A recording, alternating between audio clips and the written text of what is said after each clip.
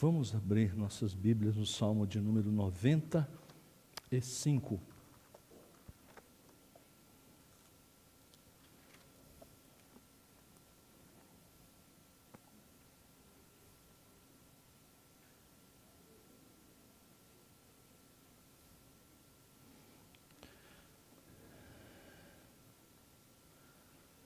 Salmo de número 95.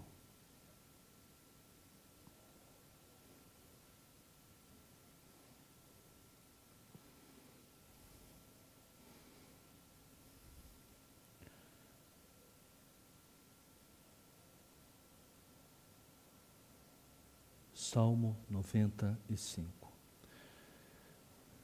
Vinde, cantemos ao Senhor com júbilo, celebremos o rochedo da nossa salvação. Saiamos ao seu encontro com ações de graças, vitoriemo-lo com salmos, porque o Senhor é o Deus supremo e o grande Rei acima de todos os deuses. Nas suas mãos estão as profundezas da terra, e as alturas dos montes lhe pertencem. Dele é o mar, pois ele o fez, obra de suas mãos os continentes. Vinde, adoremos, e prostremo-nos, ajoelhemo-nos diante do Senhor que nos criou. Ele é o nosso Deus, e nós o povo do seu pasto, e ovelhas da sua mão. Hoje, se ouvirdes a sua voz, não endureçais o coração como em Meribá, como no dia de Massá, no deserto. Quando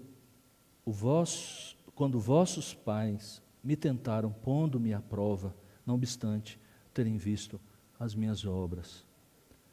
Durante 40 anos estive desgostado com esta geração, me disse, é povo de coração transviado, não conhece os meus caminhos.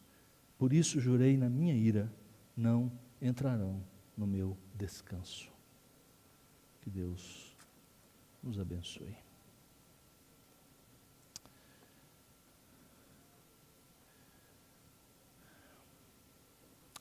John Stott, falecido pastor da Igreja de Todas as Almas em Londres, escreveu que a adoração verdadeira é a atividade mais alta e nobre da qual o homem, pela graça de Deus, é capaz de realizar. Mas muito do que acontece hoje em nossas igrejas não é adoração, a gente também tem que dizer, a gente tem que reconhecer. E muitos dos que desejam sinceramente adorar a Deus não sabem como fazê-lo, são ignorantes quanto ao sentido, ao significado de adoração, de culto. A.W. Tozer, um outro conhecido escritor, já de muito tempo, morreu na década de 60, mas foi um importante guia, mentor espiritual de uma geração, muito comprometido com o culto a Deus. Ele diz, com a sua objetividade, sua percepção espiritual aguçada, que a adoração é um imperativo moral. Os seres humanos foram criados para adorar. E a adoração é, porém, a joia ausente no meio evangélico moderno.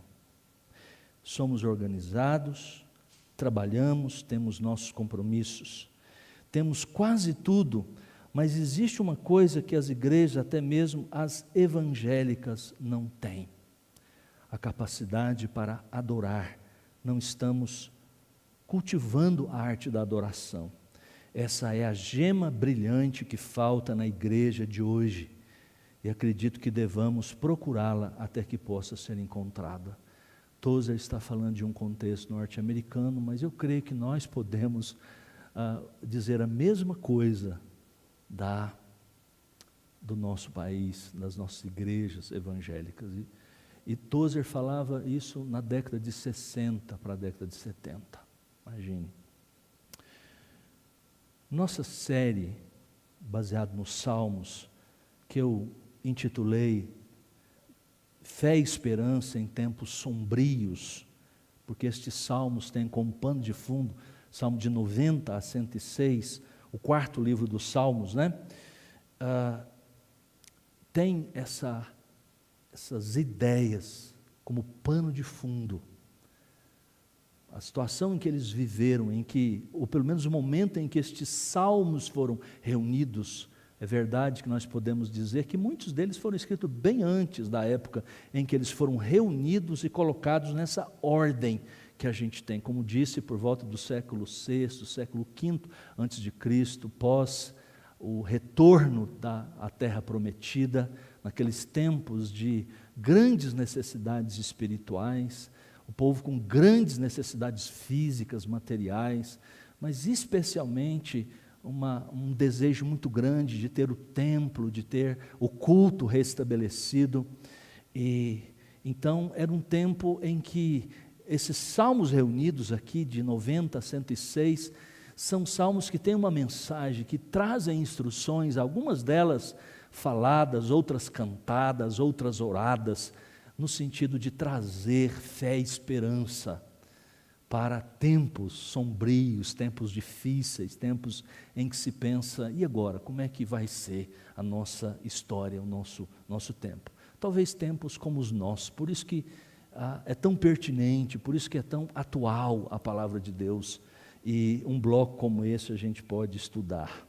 Chegamos então ao Salmo de número 95, começamos no Salmo 90, já andamos um pouquinho. Ele está dentro do bloco, nesses salmos, nesse quarto livro, que nos instrui acerca de Deus como o soberano. É uma mensagem que eles precisavam ouvir. Deus é o soberano, é o rei de toda a terra. E agora, o enfoque destes salmos, 95, 96, também 98, é que este rei deve ser adorado, ele deve ser cultuado como ele merece. Não é só o Deus poderoso que precisa ser temido, respeitado, aquele que de fato está conosco, está com o seu povo, mas ele também conclama, ele chama as suas criaturas, mais do que criaturas, como vai nos mostrar esse salmo, o povo da aliança, o povo que se aliançou com ele, num compromisso de vida e morte, para servi-lo, para adorá-lo. Eles devem adorar a Deus, devem buscar a Deus. Em alguns aspectos, o Salmo 95 é um salmo de louvor regular, como os demais. Em outros, ele é único. É único. Os versículos de 1 a 7, até bem no finalzinho do verso 7, manifestam os dois aspectos clássicos de um salmo de louvor. A exortação, a adoração, como ele começa, e depois as razões da adoração, ou seja, as razões pelas quais Deus deve ser louvado, Deus deve ser adorado, e também o conteúdo ali que precisa ser expresso. As duas sequências não são meras repetições, porque entre esses versos de 1 a 7, até quase o final do verso 7, você tem também uma divisão em duas partes nesse primeiro bloco. O primeiro, de 1 a 5, exige entusiasmo em voz alta. As expressões, nós vamos ver, são usadas aqui, e são expressões que chamam o povo literalmente, algumas dessas expressões, de gritar em louvor, em alegria, em louvar a Deus. A segunda também se preocupa com a expressão externa da adoração, mas agora em prostração admirada. Versos 6 e 7 nos remetem a essas ideias. Além disso, as razões que sustentam a primeira exortação dizem respeito à autoridade suprema de Deus, como Criador do mundo, mas agora as razões são dadas em relação ao povo, como povo de Deus, não como Criador meramente de todas as coisas, inclusive o seu próprio povo, mas também, mas agora em relação ao povo de Deus. Que razões eles têm para adorar? Mas a característica mais distintiva, até aqui estes salmos parecem com os outros salmos de louvor, mas a característica mais distintiva está a partir do finalzinho do verso 7. Se você correr os olhos até o final, no verso 11, é um tipo de exortação muito diferente, quase que o inverso do que está registrado na primeira parte, do verso 1 ao verso 7. Enquanto o salmo começou instando as pessoas a gritarem de júbilo, a partir do verso 7d, a última partezinha diz para eles ouvirem, que eles devem ouvir. Considerando que os versos de 1 a 7 foram exortações na qual o escritor se identificou com os destinatários, ou seja, ele diz assim, vinde, cantemos, ele se associa, ele se inclui desses que são chamados para adorar. Agora, nessa segunda parte, do verso 7, última parte, até verso 11, ele começa com um si. Primeira parte, ele demonstra uma confiança, está cheio de confiança. Na segunda parte, ele começa si. Enquanto os versos de 1 a 7 elogiam o Senhor com entusiasmo e admiração, os versos de 8 a 12, Deus responde com declarações diretas e faz uma lembrança, inclusive mencionando a sua cólera, a sua ira, a sua justiça, ao ponto de punir. Por causa dessa diferença, alguns pensaram que esse salmo na verdade foi composto em partes por pessoas diferentes, né? A primeira parte, do verso até o verso 7, por uma pessoa em um tempo e numa outra ocasião, e no momento específico de necessidades, então jungiram essas duas partes. É uma possibilidade, mas a gente pode entender que ele, da forma em que está, faz muito mais sentido, porque é interessante a maneira como ele propõe o culto e a adoração ao povo. Este salmo é, sem dúvida, não um convite, mas uma convocação. Convite a gente faz, para as pessoas virem. Não, aqui o autor sagrado, inspirado por Deus, muito consciente da sua posição no meio do povo de Israel, muito provavelmente este salmo, se foi escrito por Davi, depois ele, na boca de muitos sacerdotes ou de levitas que faziam uma convocação do povo para adoração, ou talvez fosse no momento litúrgico dentro do templo ou das sinagogas que depois foram criadas, depois dos tempos de Esdras e Neemias, era como que recitado, falado. Nessa primeira parte, então, o ministro se colocava diante do povo e dizia, vinde, cantemos, louvemos. Depois isso intensificava, verso de número 6, ele diz, entrai agora, nos prostremos, nos ajoelhemos. E assim, uma última parte, o ministro convocava o povo a ouvir a voz de Deus. Mas é exatamente isso que nós fazemos quando somos convocados para o culto. Desde que nós fomos salvos, resgatados pelo poder do Evangelho, nós ouvimos de alguma maneira, ou nascemos num contexto em que nos instruíram acerca da palavra de Deus, ou depois, tempos depois, já na nossa adolescência, juventude, ou depois que éramos adultos, nós fomos chamados pelo Evangelho, alguém proclamou a mensagem, essa mensagem entrou no nosso coração, e nós fomos convencidos pelo Espírito Santo, desde que a nossa natureza foi mudada, ou pelo menos foi incluída na nossa natureza, uma disposição para Deus, para amar a Deus, para buscar a Deus, então nasceu dentro de nós também um desejo de responder a Deus positivamente em culto. Os incrédulos respondem à adoração, muitas vezes, a um sentimento de adoração que está presente, idolatrando, colocando outro Deus no lugar. Mas o cristão por causa de sua natureza transformada, por causa da ação do Espírito Santo nele, ele se prostra para adorar. Ele atende o clamor. Não é possível dizer que alguém foi regenerado, nasceu de novo, é crente no Senhor Jesus Cristo, e ele não fica incomodado de não poder estar na casa de Deus, não poder estar com o povo de Deus. O que eu tenho ouvido nesses dias, por telefone, por mensagens, ou pessoalmente, quando há oportunidade, é um sentimento, e isso é muito bom, de ouvir dizer por muitos que sentem falta, queriam estar junto com o povo de Deus, queriam ter os momentos de comunhão, de congraçamento, os momentos em que expressamos. Isso é muito bom, porque é nisso que nós precisamos pensar nesses tempos, é isso que precisamos sentir nesses tempos.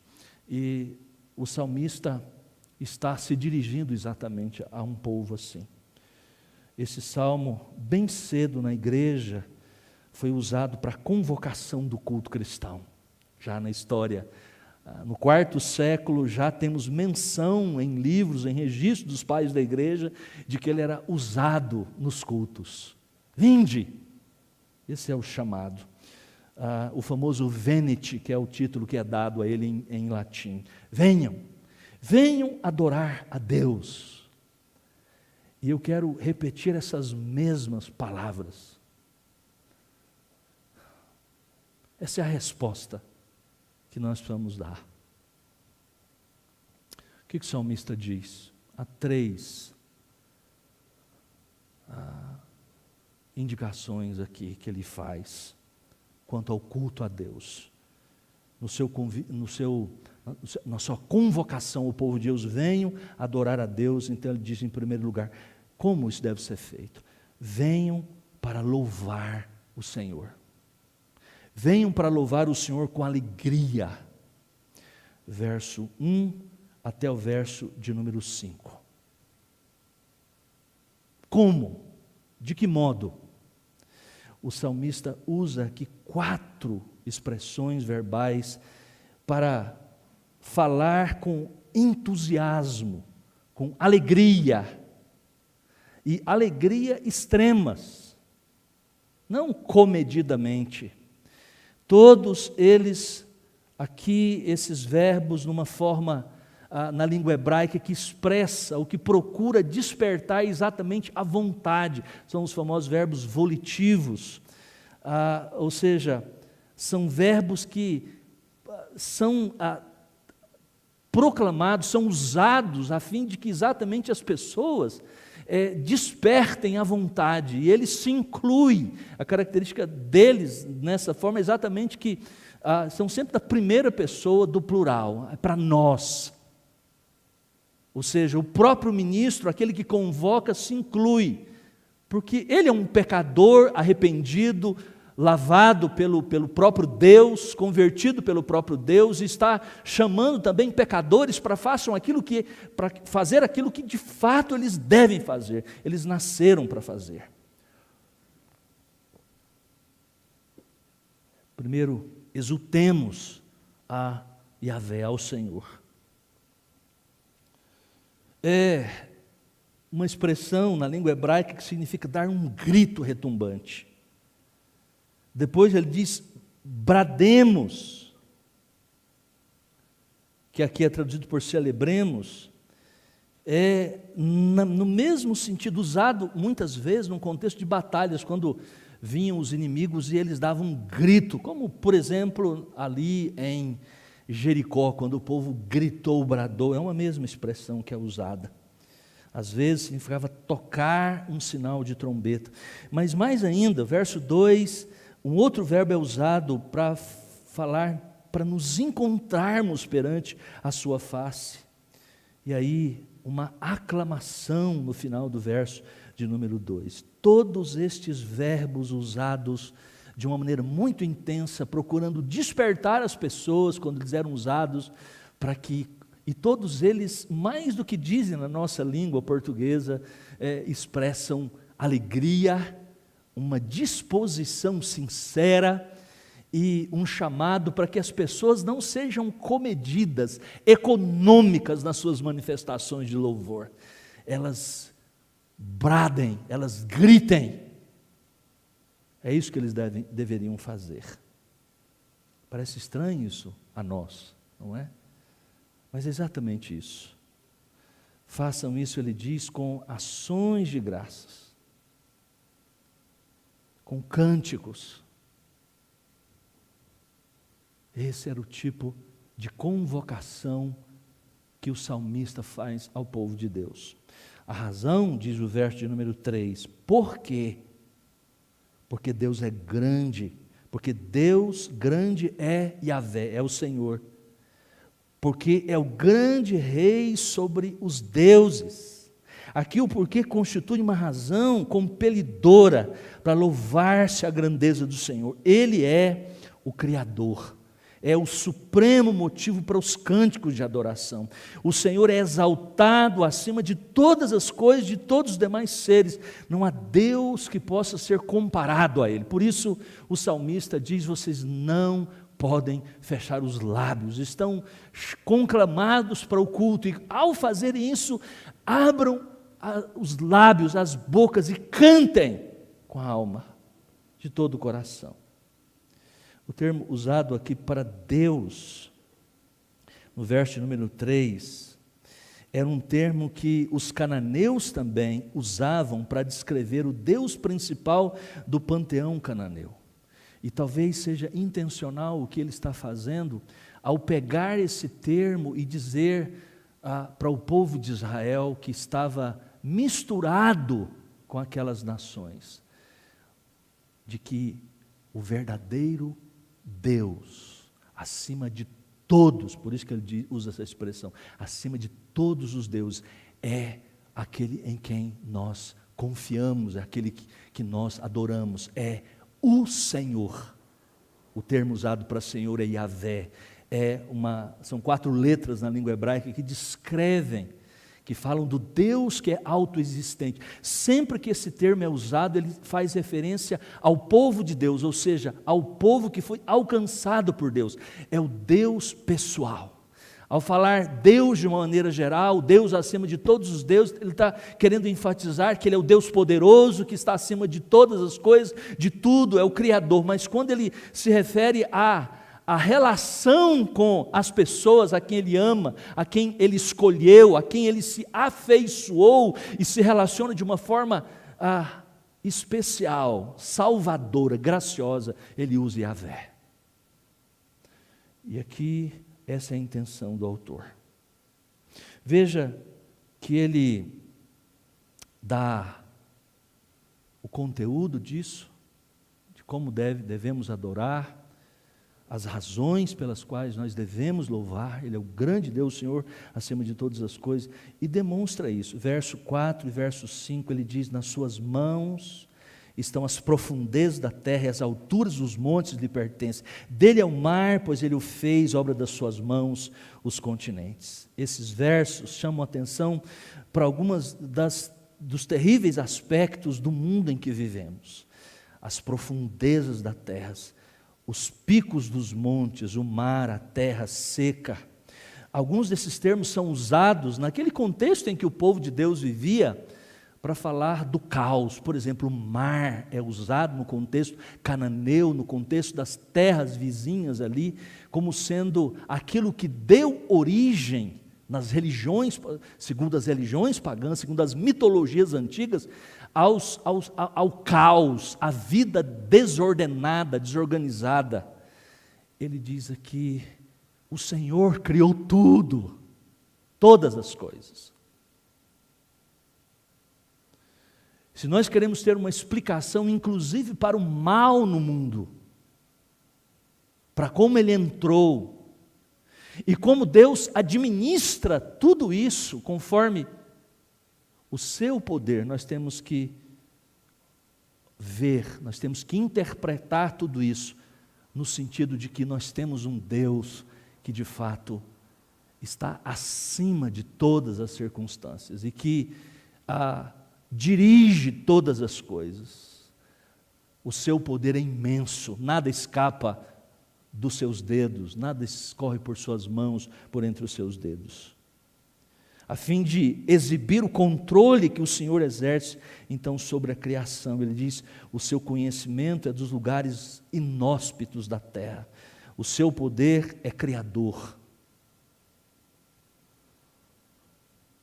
Fora da adoração do templo, como ele faz nos imaginar aqui a partir do verso 4 e verso 5, não parecia que Yahvé, o Senhor, era o grande Deus ou grande Rei sobre a terra, muito menos sobre os outros deuses. Mas o que o salmista faz? O salmista nos chama a atenção, nos convida a fazermos essas afirmações em adoração, na convicção de que elas são verdade real. E é uma grande realidade. Muitas vezes nós saímos daqui como nós cantamos agorinha mesmo, o Senhor meu Deus, quando eu maravilhado, e é um hino que trata da grandeza de Deus, de como Deus reina sobre tudo, o seu olhar perpassa todas as coisas, o seu domínio é sobre tudo. Mas parece que quando a gente sai daquela porta para fora, quando vimos que algo no nosso carro foi tocado por um ladrão, ou ele mesmo foi roubado, quando chegamos às nossas casas, ou quando olhamos para a política, olhamos os noticiários, parece que está tudo errado, tudo é o contrário daquilo que nós cantamos. Parece isso. É isso que o autor do Salmo nos chama a atenção. Mas um olhar mais profundo, ou seja, pelos óculos da Escritura Sagrada, quando nós enxergamos como nós devemos enxergar, como um crente que vive pela fé, como o salmista nos convida, aí a nossa atitude, nosso coração muda completamente. Em nosso contexto, eles nos lembram que Yahvé, o Senhor, é o grande Deus. Não é um Deus domesticado. Lembra da menina Susana e os meninos lá das Crônicas de Nárnia, quando ouvem e têm uma experiência com Aslan, o grande, o leão, na literatura imaginativa de C.S. Lewis. Quem é Aslan? Ele é mau, ele é bravo, ele é o quê? Quem é Aslan? Que é claro uma figura de Deus, de Jesus Cristo, que C.S. Lewis coloca ali. Ele é incompreensível, ele não é domesticado. Às vezes não compreendemos, às vezes não entendemos por que ele demora tanto, mas ele tem um plano, e o seu plano está sendo executado exatamente como ele. Isso você pode confiar. A palavra de Deus diz desde o começo. Não é um Deus que a gente pode domesticar, que a gente pode compreender. Há um capítulo da nossa teologia, da teologia sistemática, que diz que Deus é cognoscível, ou seja, Ele é conhecível. Nós podemos conhecê-lo, mas Ele é incompreensível. Nós não podemos entendê-lo, porque senão Ele não seria Deus. O salmista faz um contraste aqui entre os reis dos impérios mundiais. Termos aqui, muitas vezes usados na Bíblia, nesse salmo, por exemplo, são termos que eram usados em outros contextos dos impérios, dos grandes reis, dos monarcas daquele tempo. O rei assírio, por exemplo, também poderia falar em termos de soberania sobre o mundo inteiro. Embora ele soubesse que isso era um exagero, ele estaria ciente de que havia vastas regiões, além dos limites do seu poderoso império, que ele não tinha domínio. O Salmo reivindica para Yahvé, para o Senhor, para o nosso Deus, uma verdadeira soberania sobre o mundo inteiro. Ele diz aqui que os espaços inexplorados da terra, que ninguém jamais colocou, naquele contexto, daquele tempo, muito mais do que agora, as profundezas do mar, as regiões em que ninguém nunca colocou os pés, ninguém viu. Ele diz que o nosso Deus tem isso nas mãos, Ele conhece a tudo, Ele o fez, Ele formou. Em segundo lugar, nesta convocação para adorarmos, Ele não só diz para virmos louvar com alegria, mas Ele diz também que devemos fazer isso com temor. Venham sim, é o que Ele diz no verso 1, mas venham com temor ao Senhor. O verso 6, embora na nossa versão, nas nossas Bíblias, usa o mesmo verbo aqui, lá do verso 1, vinde, depois vinde, mas no verso 6, a primeira palavra, se você tem a mesma versão que a minha, revista atualizada, a palavra é diferente da língua hebraica. Ele diz, não vinde, vinde está lá no começo, agora é entrai, entrem. É como se ele tivesse convocado lá fora, o povo estava lá no pátio, lá pelas suas terras, fazendo suas coisas, e ele diz, então vinde, agora que eles estão próximos, ele diz, entrem. É uma exortação, aqui a expressão do verbo, que sugere um movimento, especificamente um movimento para o santuário. Como? Esta é a nota profunda e básica do culto, sem a qual o som de júbilo, da abertura, ficará autocomplacente. Veja o que ele diz, vinde, adoremos, prostremo-nos, ajoelhemos diante do Senhor que nos criou, Ele é o nosso Deus. Cada um desses 3 verbos usados aqui se ocupa em uma atitude de nos abaixarmos diante de Deus, sendo que a palavra usada aqui, padrão, é a prostração, como, por exemplo, Abraão fez em Gênesis 18, capítulo 2, ao ver o anjo do Senhor, um ser que vinha para falar com ele se prostrou diante de Deus. Aqui há um crescendo, ou na verdade, não um crescendo, mas algo que descendente, porque os verbos usados dá sempre uma ideia aqui de que alguém que se curva, de repente,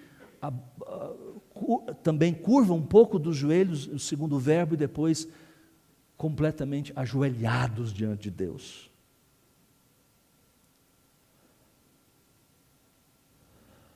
Essa é a atitude, a auto-humilhação. O efeito de todas essas palavras implica em auto-humilhação. A auto-humilhação que não esteja confinada simplesmente ao coração. Somos corpos e não apenas espíritos, e o que fazemos em nossos corpos afeta o nosso verdadeiro eu. Alguém disse, se não há um autoabaixamento físico, dificilmente pode haver um autoabaixamento interno. Nós somos corpo, alma, espírito, coração, e não pedaços de cada uma dessas coisas. Não, somos um ser só. E a adoração verdadeira, essa prostração, esta auto-humilhação perante Deus em adoração, o que significa uma adoração verdadeira, ela afeta todo o nosso ser. Isso é adoração. Há uma imagem muito interessante no livro de C.S. Lewis, As Cartas do Diabo ao Seu Aprendiz. Numa das cartas, o diabo, vocês já falei algumas vezes desse livro, a carta do diabo ao seu aprendiz. Lewis imagina um diabo velho instruindo um diabinho mais novo sobre a arte da tentação, como tentar o paciente. O paciente somos nós, os crentes. Então você tem que ler nessa perspectiva. E numa dessas cartas, ele fala sobre adoração. Como o diabinho deveria insinuar, jogar na cabeça do paciente, do cliente, uma atitude errada de adoração. Aquele tipo assim, ele joga lá, não, afaste dessa ideia de que, para ser sincero, para ser um cultuador verdadeiro, um verdadeiro adorador, não importa as formas físicas, não importa o local, não importa o aspecto externo, porque isso só gera religiosidade. Cristianismo, põe na cabeça do seu paciente, cristianismo é uma coisa do coração. Já viram esse tipo de conversa? A gente ouve muito isso.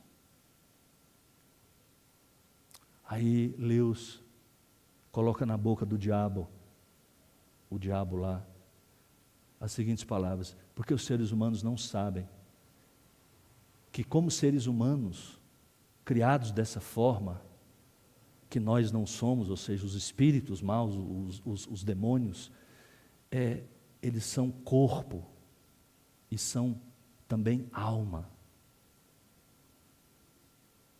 E que aquilo que afeta as suas almas também desembocam ou afetam os seus corpos. E aquilo que afeta os seus corpos também influencia os seus espíritos ou suas almas.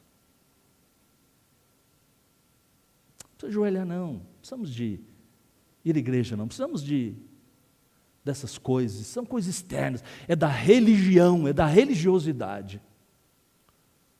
É claro que o outro lado também é muito perigoso. Por isso que essas coisas não podem estar separadas. E é isso que o salmista faz.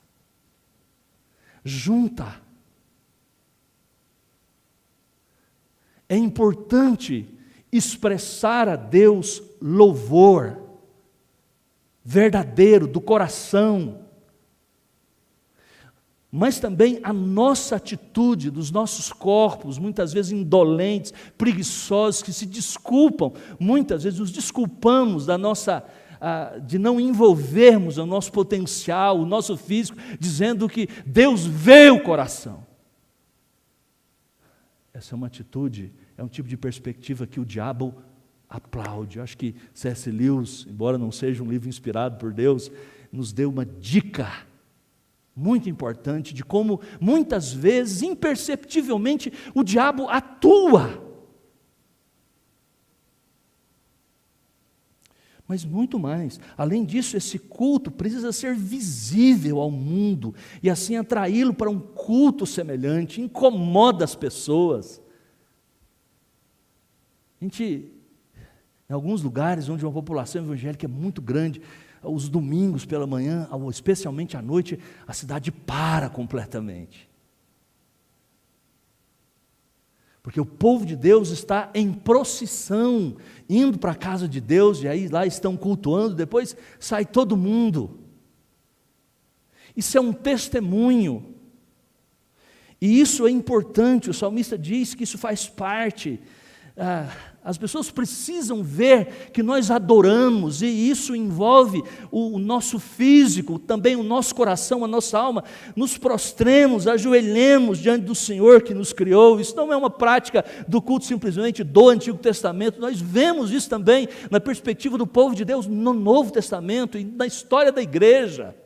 O testemunho público da nossa fé é fundamental, como Daniel, que depois de ter sido proibido de cultuar, de adorar, de fazer qualquer tipo de menção, adoração a Yahvé, ao Senhor, somente os deuses da Babilônia deveriam ser cultuados. Ele, como fazia todos os dias, ele abriu a janela do seu quarto e, mirando-se em direção a Jerusalém, ele orou a Deus, como todos os dias fez. Não importa se tinha decreto, se tinha isso ou aquilo, mas o povo ele adorava, porque também era um testemunho, e por causa disso ele foi também denunciado e foi quase morto. Não fosse a mão libertadora do Senhor, ele teria morrido, mas Deus não quis assim. Podia acontecer disso ocorrer.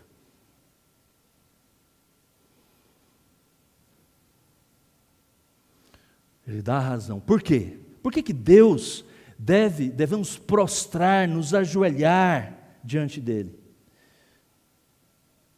Porque ele é o nosso Deus. A razão anterior, no verso de número 3, para quando o povo vinha louvar com alegria, é que Deus, Yahvé, é o nosso Criador, mas agora Yahvé é o nosso Deus, e nós somos o seu povo. Pode-se chamar isso então de um relacionamento de aliança.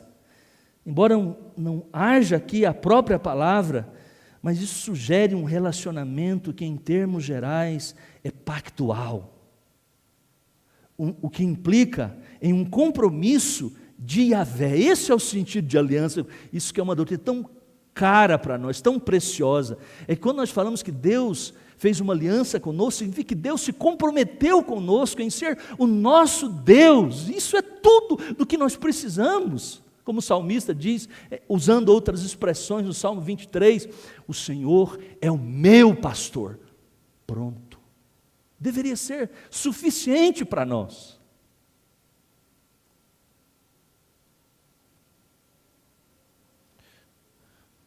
O que também implica que nós pertencemos a Ele. Nós devemos ser leais. Se Ele se comprometeu conosco, nós também firmamos um compromisso com Ele, portanto nós devemos fazer isso de todo o coração. O texto diz que nós somos ovelhas da sua mão. Ovelhas da sua mão. Ou seja, a autoprostração é uma expressão do compromisso de Israel em um grande reconhecimento, entende?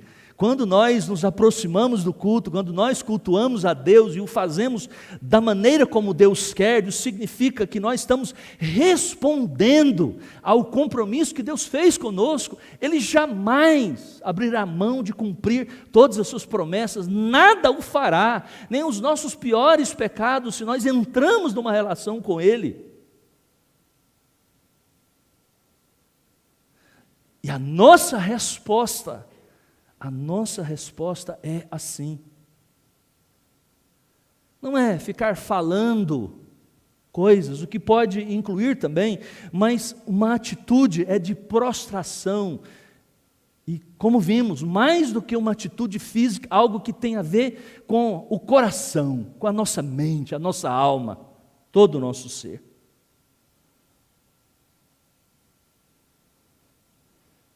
Terceiro e último lugar.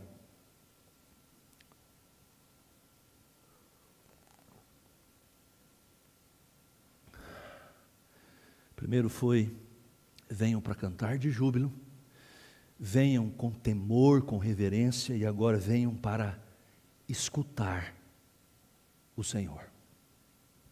Verso 7, a última partezinha, entrando pelo verso 8, 9, 10 e 11. Hoje, se ouvirdes a sua voz, não endureçais o coração como em Meribá, como no dia de Massá no deserto, quando os vossos pais me tentaram pondo-me à prova, não obstante terem visto as minhas obras. Há um contraste aqui, como você pode perceber, juntamente comigo, entre essa parte agora e a parte anterior, que nós acabamos de ver. A primeira exorta ao louvor e à alegria, a segunda a escutar a palavra de Deus em submissão. As pessoas podem se entusiasmar em mostrar alguma alegria no culto. Elas podem até ficar felizes com alguma submissão silenciosa, mas o entusiasmo diz respeito a Yahvé, ao Senhor ser o Rei, e a submissão no culto a Ele. E isso, meus irmãos, pressupõe também uma expressão de obediência na vida diária, na vida cotidiana. A primeira parte convocou o povo a exultar em alegria e prostração. Agora, leva as pessoas mais longe, a implicação, ou seja, a obediência. Escutar aqui, quando ele diz no finalzinho do verso 7, se apresenta como uma dos principais atos de adoração. Escutar, no contexto do Antigo Testamento, é quase que equivalente a obedecer a Deus. Assim, o adorador que canta este salmo, que é convocado para cantar e expressar com alegria, com intensidade, quase que gritando, agora ele recebe a lembrança de que deve se perguntar: como ele vai ouvir, como ele vai escutar? Será em obediência? E qual é a voz que ele deve ouvir? Qual o conteúdo?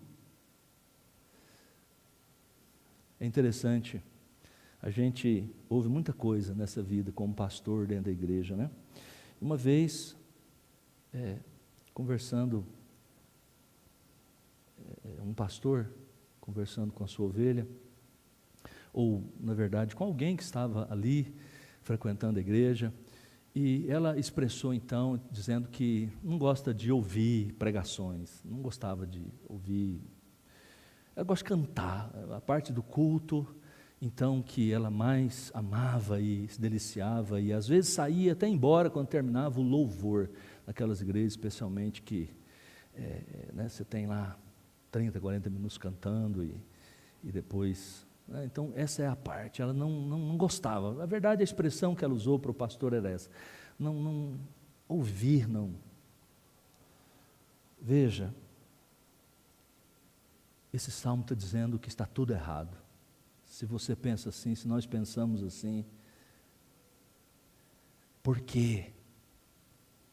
Por mais prazeroso que seja cantar alegremente e ter um bom louvor, boas músicas, e o salmista está exatamente ensejando isso, está insistindo de que devemos fazê-lo e fazê-lo com muita intensidade, mas se não há disposição no nosso coração para escutar o que Deus tem a nos dizer pela palavra. É verdade também que os próprios hinos, os próprios cânticos, eles servem também para nos instruir, é verdade, mas sem dúvida alguma, pela exposição da palavra. Por isso é tão caro, tão importante na tradição reformada, o tempo para a pregação, e a pregação como exposição de um texto explicado, aplicado à vida do povo de Deus, porque sem isso nós não podemos caminhar neste mundo de uma maneira que o honre, que o adore de fato e de verdade.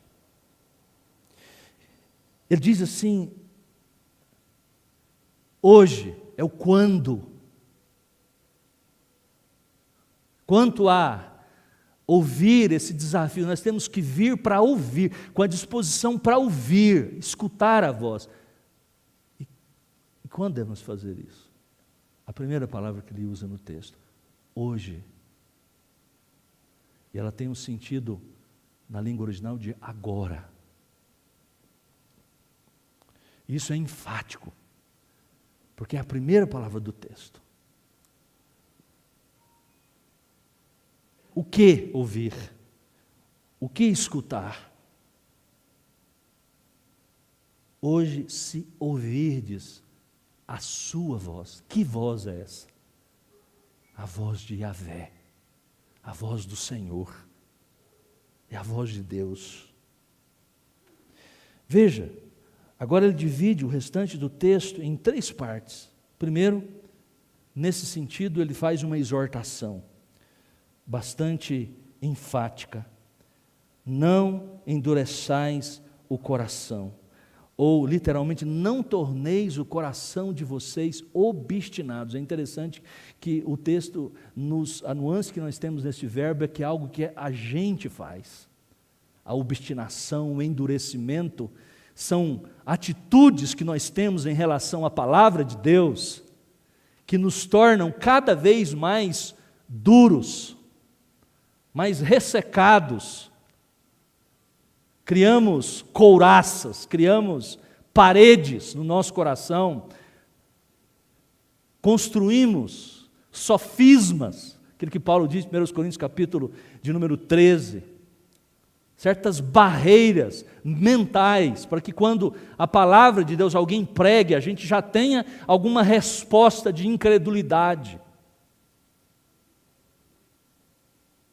Isso eu não concordo. O pastor nosso, da nossa igreja, quando eu era adolescente, ele disse que tinha uma pessoa desse jeito, sentava no banco e ficava lá. Ele contou depois para o pastor, aquelas coisas que os pastores ouvem que eu estava falando agora para vocês, né?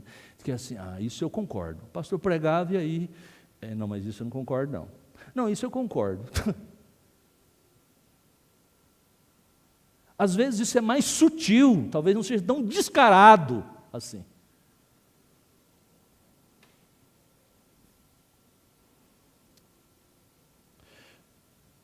A outra parte é, ao declarar isso, ao fazer a exortação, não vos torneis obstinados, endurecidos, então ele dá um exemplo de como isso aconteceu na história do povo de Deus. Ele diz assim: como em Meribá, como no dia de Massá, no deserto, quando vossos pais me tentaram, pondo-me à prova, não obstante terem visto as minhas obras durante 40 anos. Ele resumiu toda a história do povo de Deus, logo após terem saído do Egito, a história de Massá, de quando eles provocaram o Senhor, capítulo 17, verso 1 a 17, nós temos a história em que o povo de Deus, quando precisava de um determinado tipo de alimento, então eles disseram para Moisés: por que você fez isso conosco? Nós tínhamos tudo no Egito e agora vamos passar fome aqui, não temos água para beber. Deus mandou ferir a rocha e da rocha saiu água. 40 anos se passaram.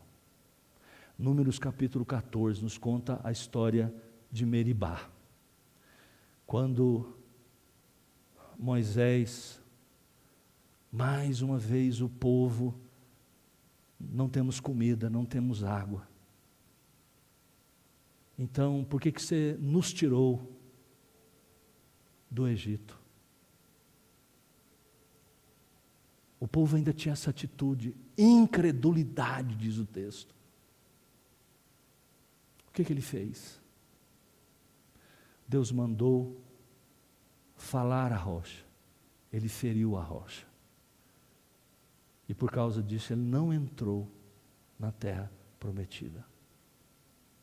Isso, é claro, não significa que ele não foi salvo, obviamente, e nem que todos aqueles que ficaram no deserto também não foram salvos do ponto de vista da salvação com Deus de suas almas, mas perderam muito. Toda aquela geração incrédula, diz o texto, ficou no deserto.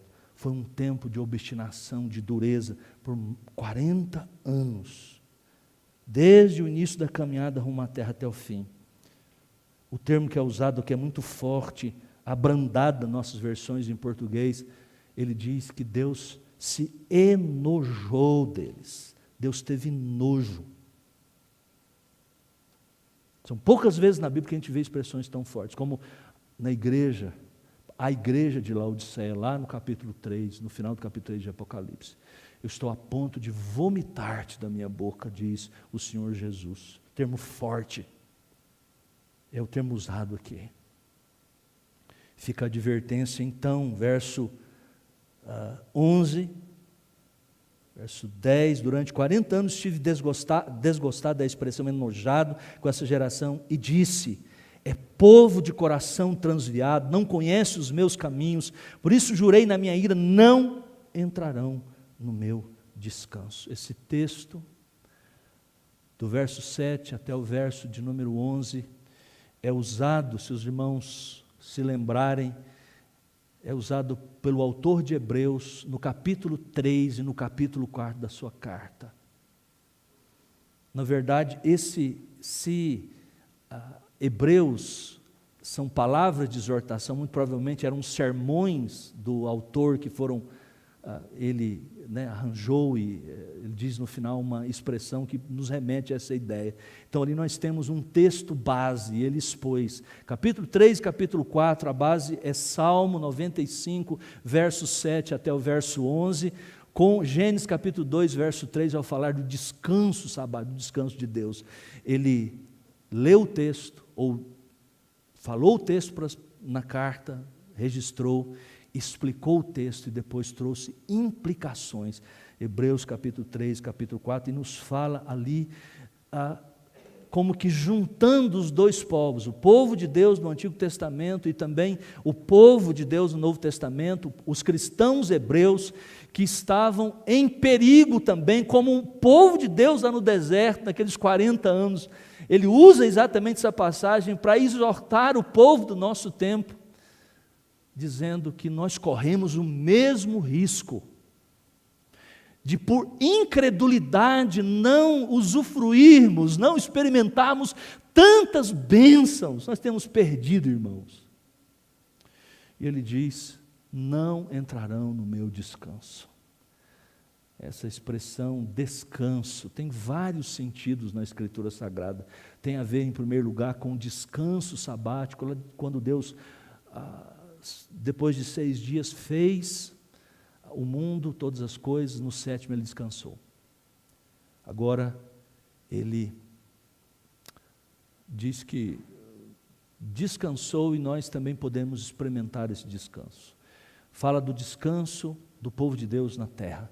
Fala do descanso que nós podemos ter, segundo Hebreus capítulo 4, do descanso de crermos no Evangelho, do descanso que Jesus nos deu. É a mesma palavra que é usada no mesmo campo semântico, pelo menos, do texto de Mateus capítulo 11, verso 28 ao verso 30. E achareis descanso para as vossas almas. É o descanso. Mas ainda lá diz o texto de Hebreus capítulo 4 que falta um descanso para o povo de Deus. É o descanso do novo céu e da nova terra, lugar onde habita a justiça. É isso que nós estamos nos arriscando, se nós continuarmos, segundo a exortação tanto do Salmo 95, como também lá em Hebreus capítulo 3, capítulo 4, de perdermos esse descanso. Por que nós vivemos tão atribulados, tão cansados? Porque nós substituímos, nós confiamos em outras coisas, nós somos incrédulos para com as promessas de Deus. E cuidado, porque a sua incredulidade agora pode revelar o fato de quem você é, de que você não terá o descanso final, no novo céu e na nova terra. Qual é a solução?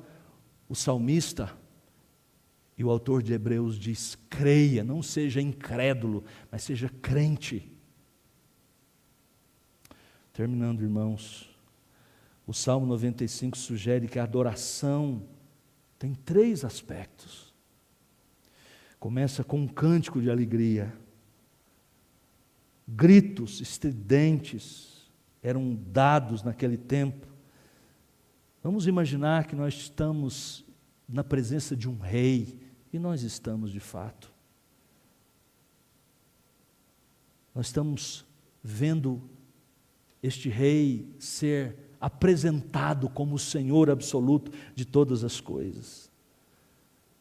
No entanto, Ele nos convida, ou convida as pessoas à sua presença, e então nos encontramos estranhamente subjugados e curvados diante da pessoa que controla o poder mais forte do mundo. Nós nos prostramos, nós nos curvamos diante dele. Mas o rei também quer saber como é que nós vamos viver agora. Vamos obedecê-lo? Vamos escutar a sua voz? Vamos andar nos seus caminhos? Vamos agir com incredulidade?